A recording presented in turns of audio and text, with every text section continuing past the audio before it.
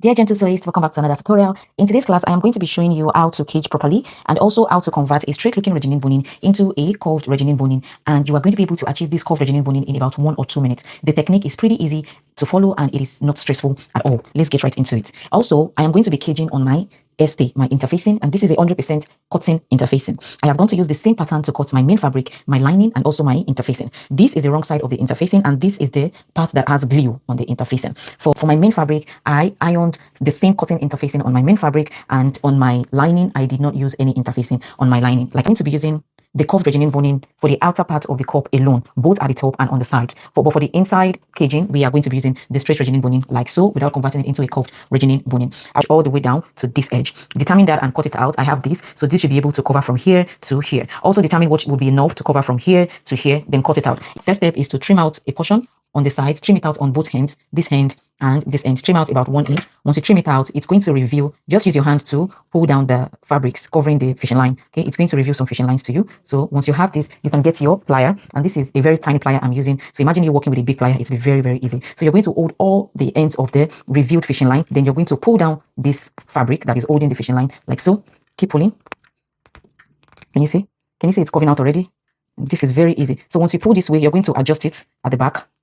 You're going to adjust it at the back as well, like so. So you're going to keep pulling until you achieve your curve. Can you see the curve is forming already? In less than 1 minute, your curve is forming already. The trick is to make sure you are holding all 4 edges, all the fishing line. The trick is that you are holding everything with your plier. Then you pull.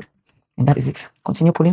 Okay. So once you pull here, you adjust it at the back as well. Can you see the curve is forming? And all of this is under 1 minute. Can you see our curve is forming already? So once the curve is formed like so, you just come this way and spread it. Then you adjust it to what you want. Like you use your hands to control the curve so that it doesn't go in too deep like this. You just use your hands to control the curve like so. I told you this method is, can you see? Just use your hands to control. Use your hands to control. And that is how to achieve the curved regilene boning. So if you feel it's too deep like so, just push it back up like this. It's going to spread out. Can you see? Move it back up like this. It's going to spread out. So I'm okay with what I have here.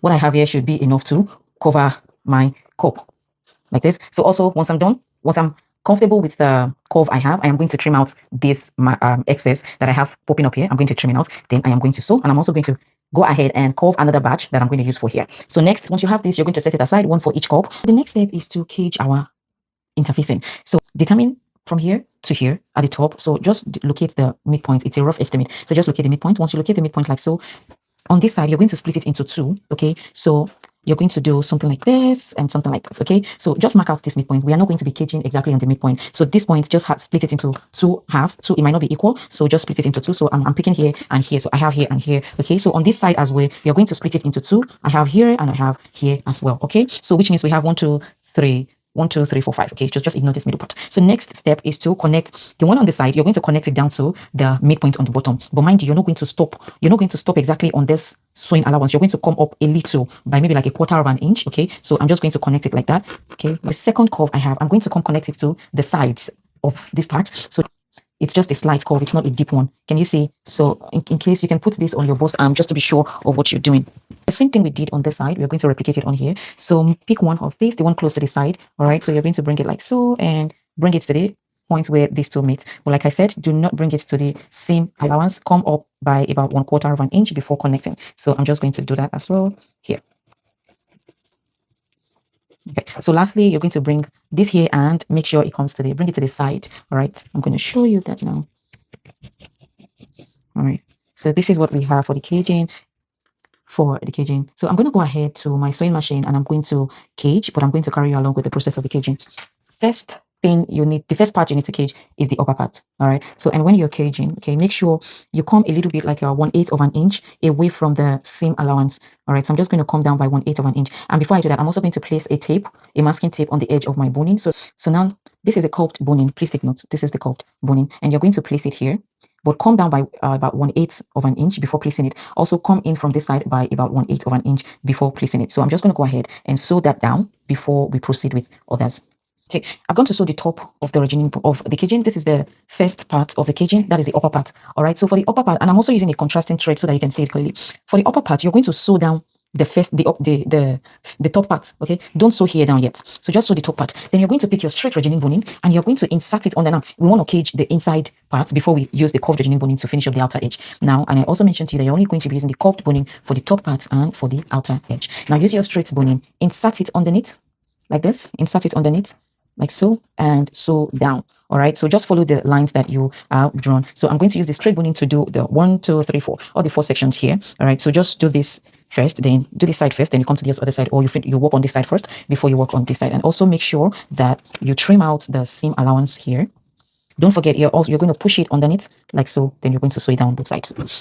I have gone ahead to cage the inside, and as you can see, this is less time consuming. I just have about 4 boning that have crossed each other. The next thing I need to do is to take my curved boning and use it to cover up the outer edge. I also explained to you that when you're fixing it at the end, make sure it does not get to the seam allowance so that it doesn't poke the fabric when you turn it. So from what I have here, you can see clearly that it's not getting to the seam allowance. So also when I was attaching the inside caging, I pushed it under the first layer that I have done. So now that I have pushed in the inside caging, I'm going to take my curved boning. I told you to cut out this part. We do not need that part. You're going to take your curved boning and you are going to also push it in under the first layer like this and use it to cover all the outer edge. Can you see? As you can see, we have a very nice curve and it's not difficult to fix. So once you're done doing this, we are now going to stitch down the second edge of the top boning. I'm going to show you what I have once I'm done. Okay, so I am done caging and this is what I have. As you can see, it's looking all clean. I did not struggle to cage the outer edge of my cup. It was pretty easy. So it was until I caged this last part before I went tight to stitch down this upper part. So I'm just going to turn it for you inside out to see what we have. The next thing is I'm going to get my main fabric and I am going to place it just inside like so. Okay, I'm going to take it to, remember, here is the part of the line of the, here's the part of the interfacing that has glue. So you're going to take your bust ham, okay, you're going to place it inside out like so, like this, and you're going to place your main cup on it, and you would make sure that it aligns on every part. Okay, so this part aligns, the 2 sides align as well, and the lower part also align, and you're going to secure it with a pin. Once you're sure of the alignment, you're going to place it down and give it a good press just to be able to bond the 2 fabrics together. Okay, so I have gone ahead to give it a good press, and this is what we have bonded together. As you can see, it's bonded together. And the next step is just for me to cover the rough edge with just about 1 or 2 layers of cotton estee like so. So you're just going to iron about 2 layers of estee. Once you iron the 2 layers of estee, you're going to trim out the excess. Make sure the interfacing you're ironing does not get, I use interfacing and estee interchangeably. Okay, so if I say estee, I'm also referring to interfacing. All right, make sure it only covers up to the boning and it's not extending to the sewing allowance. So I'm going to take this to my ironing table. Then I'm going to iron just these 2 layers of interfacing, and I'm going to trim out the excesses because I only want it to be on the, I only want the interfacing to cover the boning alone. All right, this is what I have after caging. After covering the caging up, this is what I have. Can you see it's pretty clean, and the back is also neat. So the last stage in this process is to get my lining, and I'm going to right side of the fabric to the right side of the lining like this. I am going to go ahead, take this to my sewing machine, and I am going to sew it down with half an inch. I'm going to flip it around, top stitch, and give it a good press. Let's get into it. So this is what we have. Can you see the inside is clean, and you cannot even see the caging on the inside on the lining, and the main fabric is also neat. So this is what I have.